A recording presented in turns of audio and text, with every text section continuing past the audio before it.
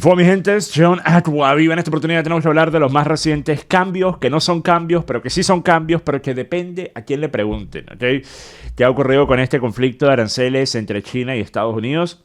El viernes por la noche se había anunciado que alrededor de una docena de categorías de productos estarían exentos de la ola de aranceles de Trump. Estos incluían computadoras, portátiles, unidades de disco y equipos de procesamiento automáticos, teléfonos inteligentes, tarjetas de memoria, dispositivos semiconductores, células solares, módems, enrutadores y pantallas planas. Esto representa alrededor de la tercera parte de las exportaciones de China hacia los Estados Unidos. Entonces muchas personas dijeron que esto era Donald Trump dando el brazo a torcer primero, parpadeando primero frente a los Estados Unidos. Donald Trump después sale el domingo en su Truth Social a publicar lo siguiente: nadie se librará de las injustas balanzas comerciales y las barreras arancelarias no monetarias que otros países han impuesto contra nosotros, especialmente China, que por mucho nos trata peor que cualquiera. El viernes no se anunció ninguna excepción arancelaria. Estos productos están sujetos a los aranceles vigentes del 20% para el fentanilo y simplemente se están trasladando a otra categoría arancelaria. Las noticias falsas lo saben, pero se niegan a informarlo. Ahora, esto es técnicamente hablando cierto, pero desde el punto de vista práctico es, yo creo, una mentira. ¿Por qué? Inclusive si esa otra categoría arancelaria ya existiese, y vamos a decir que fuese del 60%, de igual forma sería una reducción enorme de estar en más de 120% de arancel a bajar una categoría de 60%. Entonces el decir esto es simplemente moverlo de una categoría a otra, pues en realidad no dice lo que ocurre. Y lo que ocurre tiene un impacto, y eso es que ahora las personas y las compañías que están en la industria tecnológica van a pagar considerablemente menos de lo que estaban pagando antes de este cambio. Pero resulta que esa otra categoría arancelaria todavía no se ha definido. El secretario de Comercio de Donald Trump, Howard Lutnick, estuvo en una entrevista el fin de semana y el día lunes también, para hablar sobre cómo se pretende en el próximo mes o 2 meses llegar a cuál va a ser el monto de arancel que se va a aplicar a los semiconductores, y ese mismo monto de arancel va a aplicar para todos estos otros dispositivos, teléfonos y demás computadoras van a estar en esa nueva categoría. Entonces, hoy por hoy no existe esa categoría todavía, ¿ok? Entonces, el resultado práctico es que de estar en más de 120% de arancel bajan a estar en 20%. Y eso obviamente ayuda bastante a compañías como Apple, y esto tiene una razón de ser, ¿okay? Donald Trump está tratando de mantener una narrativa al mismo tiempo que su secretario de Comercio está saliendo a hacer, yo creo, un despropósito.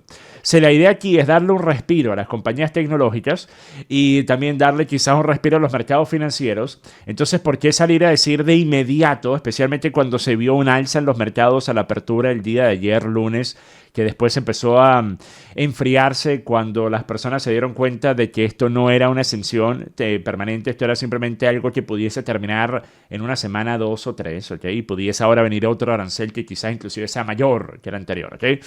Entonces, ¿por qué no mantener una narrativa para efectivamente darle ese suspiro a los mercados si eso es lo que se pretendía hacer? Sin embargo, hay que también tener en cuenta una cosa. Personas que no saben el accionar de Donald Trump con respecto a los aranceles podrán quizás ver esto como que Donald Trump está cambiando de parecer, se está arrepintiendo de los aranceles. Y yo les digo, ¿qué tan difícil puede ser a las personas que en lugar de estar de portavoces de la PCC, porque eso es lo que han estado haciendo muchos de estos supuestos libertarios, ¿ok? Que dicen ser los más grandes defensores del capitalismo, el libre mercado, el libre comercio, y literalmente en las últimas dos semanas se han vuelto propagandistas del Partido Comunista Chino? No hacen más que compartir todo lo que dice el gobierno chino como si esto fuese a ciencia cierta lo que realmente está ocurriendo, ¿okay?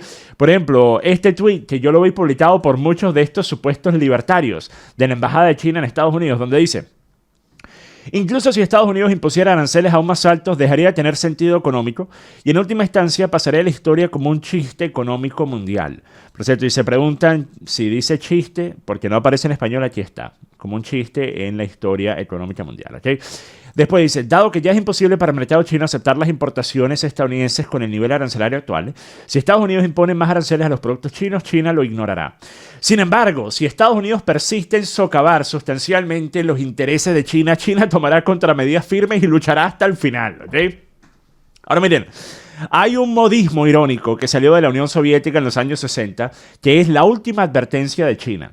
Porque esto sale de la segunda crisis del estrecho de Taiwán, a finales de los 50 hasta mediados de los 60, en los cuales el gobierno chino emitió más de 900 advertencias finales a Estados Unidos y a Occidente. Ninguna de esas llevó a ningún tipo de consecuencia, ¿okay? Entonces el modismo es que la última advertencia de China básicamente es una advertencia que no lleva a nada, ¿okay? Entonces, si hay una cosa que le gusta hacer a la máquina de propaganda del Partido Comunista Chino, es aparentar gran fortaleza y que no les tiembla el pulso, y ellos tienen una forma de hacerlo que en Estados Unidos Donald Trump no pudiese emular, porque en China se controlan los medios de comunicación, porque en China no existe tal cosa como la libertad de expresión, no existe tal cosa como el periodismo ciudadano, no existe tal cosa como los activistas en contra del gobierno chino que tienen gran audiencia, gran renombre y que comparten ataques e información criticando el accionar del gobierno, ¿okay? Eso no existe en China. Mientras que Estados Unidos, esa es una industria gigantesca. La de criticar al gobierno, la de los medios de comunicación, la del activismo político, es una industria enorme, ¿okay? Entonces, debido a esas diferencias en condiciones, nosotros no sabemos siquiera la milésima parte sobre China, lo que está pasando en China, que sí sabemos sobre lo que está pasando en Estados Unidos. Pero les quiero tan solo mostrar un pequeño video de algunas fábricas en China que actualmente están desesperadas porque no tienen quien les compre sus productos, porque resulta que su principal comprador era Estados Unidos. Observen esto. A business owner running an automotive parts processing factory in Guangdong expresses helplessness in a video. 这关税一涨，厂子直接变养老。 Once the tariffs went up, the factory turned into a retirement home. This time last year, the machines were deafening. Now, not even rats come around. 2 million yuan worth of goods are stacked up like mountains, and no one wants them, not even for free. The workers sit outside in the sun all day, and I'm paying their basic wages out of my own pocket. The bank is hounding me every day over the loan. If this keeps up for another 3 months, these machines will be worth nothing but scrap. The Americans raised tariffs without a second thought, but it's killing those of us in real industry. Does anyone have a way to clear out this inventory? I'll take scrap prices if I have to. A clothing factory owner is clearing out inventory due to excess stock. 这白裤子谁要是不嫌弃的，你们都拿走穿吧。 Does anyone want these white pants? If you don't mind, you can just take them. It's such a shame to throw away tens of thousands of them. The US is hitting us with heavy tariffs, and these... Ahora miren, como siempre es el caso, ¿verdad? Cualquiera de estos videos pudiese ser falso, pudiese ser creado por críticos del gobierno chino. Al fin y al cabo, debido a que China es como es, pues cualquier cosa que tú ves relacionada a China pudiese ser propaganda. Pero creo que si lo que estás viendo viene directamente del Ministerio de la Verdad de China, ¿ok? Directamente de la Embajada China o del portavoz del Departamento de Finanzas chino, quizás no salgas corriendo a compartir esa información como han estado haciendo muchas personas, todo sea con tal de criticar lo que está haciendo Donald Trump, ¿ok? Ahora, personas quizás no saben que Donald Trump desde el inicio ha visto los aranceles como un método para obtener una mejor negociación, un mejor acuerdo para los Estados Unidos, no como la conclusión, ¿ok? Los aranceles son una forma de obtener esa conclusión, que son mejores acuerdos comerciales y mejores condiciones económicas para Estados Unidos, no es la conclusión per se. Aplicar un arancel y decir, ya listo, se resolvió todo, ¿ok? Y las personas actualmente están viendo estos cambios en los que Donald Trump, por ejemplo, dice el día de hoy que él se acerca también a ofrecer un alivio a los fabricantes de automóviles, que pudiese ser también pausar los aranceles a automóviles. Y dicen, esto nuevamente es una muestra que Donald Trump se está echando para atrás. Miren, les recuerdo una cosa. En el año 2019, Donald Trump estaba en medio de lo que en aquel entonces era una guerra de aranceles. En la actualidad ni siquiera era una discusión de los aranceles comparado a lo que está pasando actualmente con China. Pero Donald Trump tenía más de un año en eso, con la industria del acero, y después se fue hacia el campo tecnológico. Y Donald Trump había advertido que él planeaba aplicar aranceles a las importaciones desde China de productos tecnológicos. Esto alrededor de julio-agosto del 2019. Después, en octubre o noviembre, decidió poner una pausa a esos aranceles, y durante la pausa es que se estableció el acuerdo que terminaría siendo llamado la fase 1 del nuevo acuerdo comercial entre Estados Unidos y China, que se logró crear y establecer a finales del 2019. Ahora, En este acuerdo, China había dado varias concesiones importantes, como el de aumentar en $200.000 millones sus compras de productos de Estados Unidos, el de permitir mayor transparencia, dejar de manipular su moneda para obtener mejores condiciones para sus exportaciones, el de facilitarle a las empresas estadounidenses poder establecer sus bases en China. O sea, muchas cosas que realmente haría falta una gran cantidad de tiempo para poder ver si iban a funcionar o no. Pero lo más importante, que era el aumento inicial de las compras de productos estadounidenses, estaba empezando a ocurrir en los primeros 3 meses después de este acuerdo haberse establecido, hasta que ocurre todo lo que pasa en el año 2020, que obviamente pone un parón al comercio internacional, ¿ok? Entonces, debido a lo ocurrido en el 2020, pues este acuerdo no se cumplió. China solo compró poco más de la mitad de lo que había acordado en comprar, y obviamente todas las otras condiciones tampoco se iban a cumplir porque la entrante administración de Joe Biden no hizo nada por aplicarlas, aunque hay que recordar, la administración de Joe Biden mantuvo la gran mayoría de los aranceles que Donald Trump le había aplicado a China durante su presidencia. ¿Por qué? Porque recuerden, los demócratas tienen décadas diciendo que debería hacerse exactamente lo que Donald Trump está haciendo actualmente con respecto a China. Tienen décadas diciéndolo. El problema es que ninguno de ellos tuvo el coraje y la valentía necesaria para hacerlo. Entonces se quedó solamente en un discurso de Chuck Schumer, de Barack Obama, de Bernie Sanders, de Nancy Pelosi. Solamente un discurso, ¿ok?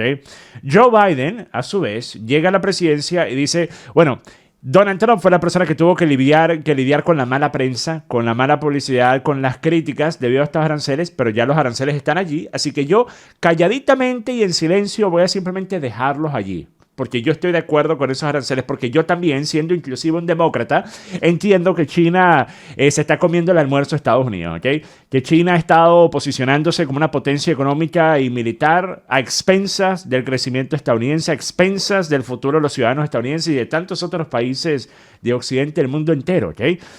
Y a diferencia de las personas que lo único que saben hacer es hablar en términos dogmáticos de un libre mercado que no existe, que nunca ha existido, en el que los enemigos principales económicos que tiene Estados Unidos no se comportan de la forma en la que estos libertarios dicen que Estados Unidos debería comportarse.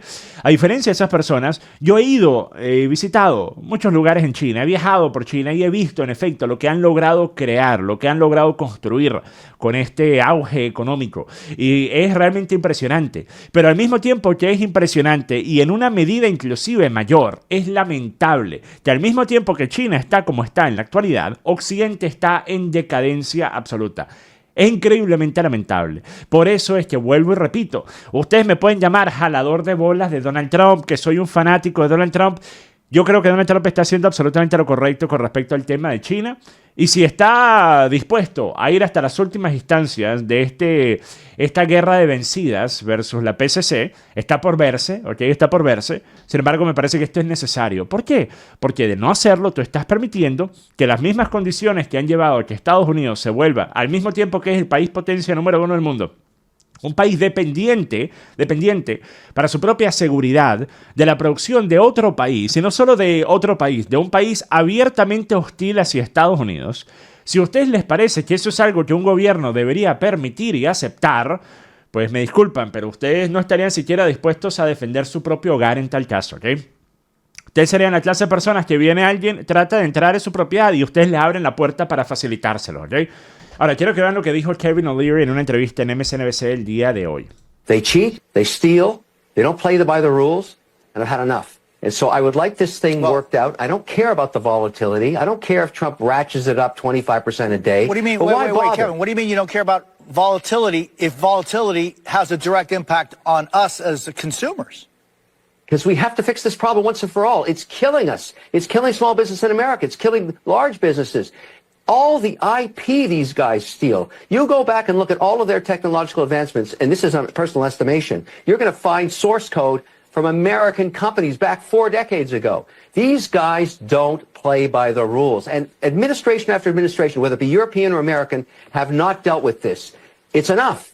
We've got to solve this problem. Okay. Now, if we have to squeeze Chinese heads to the wall, as I said yesterday when I was testifying, so be it. I'm willing to live with the volatility to get the long situation settled.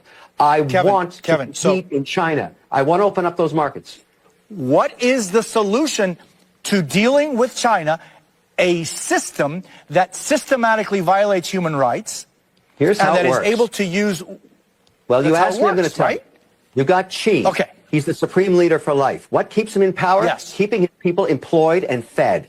Now, when you shut down a factory, I think Janice Mackey-Frere just on before me, he's talked about this. When you shut down a factory, you put thousands, if not tens of thousands of people unemployed in China.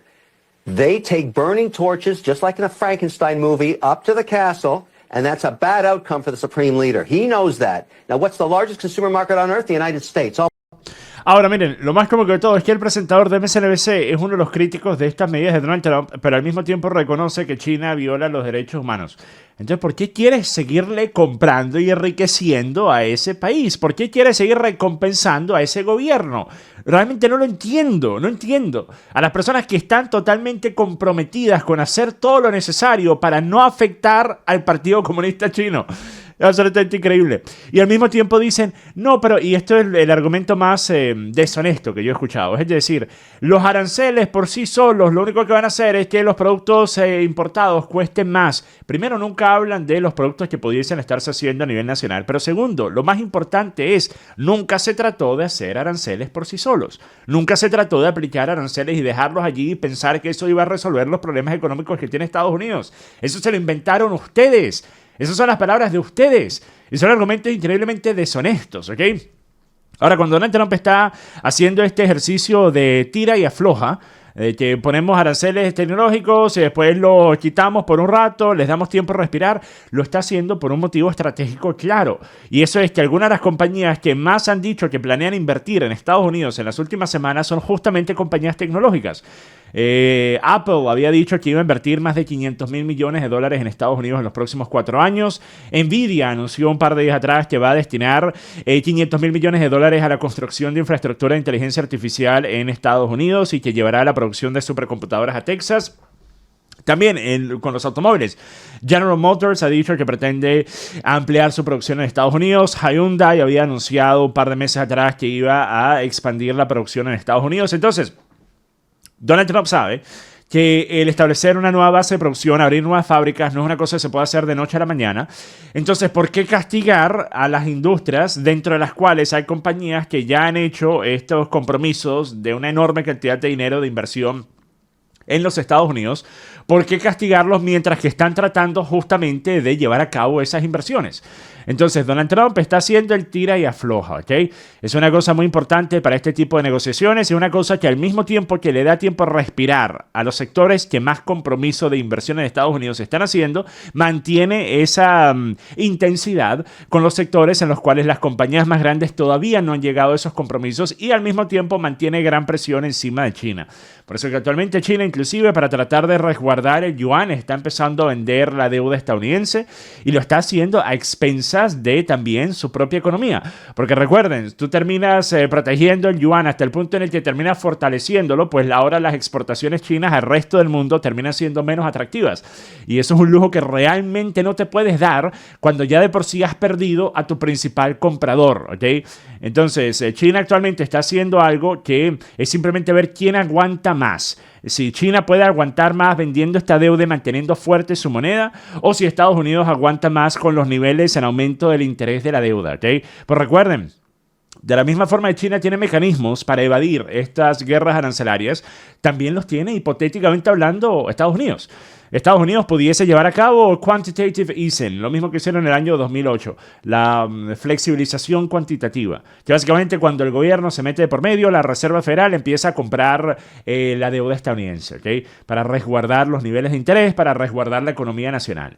Ahora, esto obviamente es un gran envolvimiento del gobierno en la economía y pues nosotros vimos lo ocurrido después del 2008 y no es que Estados Unidos se arregló, sin embargo, cuando se hace con el propósito no de recompensar a los sectores que llevaron a sus compañías a la quiebra y después, en lugar de dejarlos quebrar, el gobierno dijo que eran demasiado grandes para fallar y les dio docenas de miles de millones de dólares para que pudiesen mantenerse a flote y pudiesen darle grandes bonificaciones a su junta directiva, ¿ok?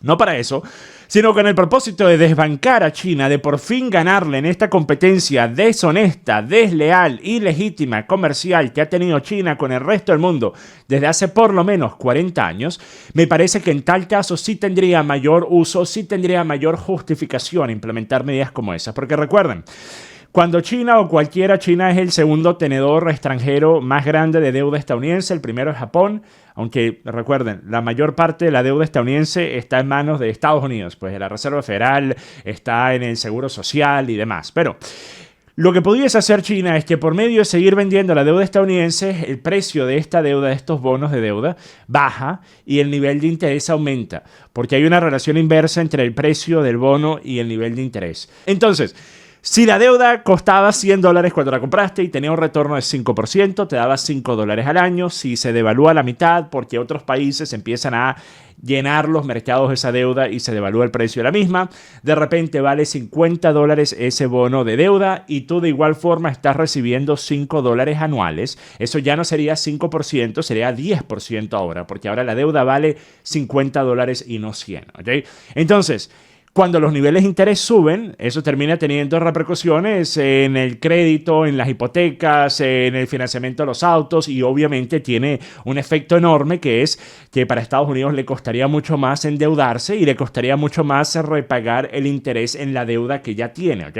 Por ejemplo, este año 2025 se tiene que renegociar los términos de interés para 9 billones de la deuda estadounidense, del total de más de 30 billones que tiene.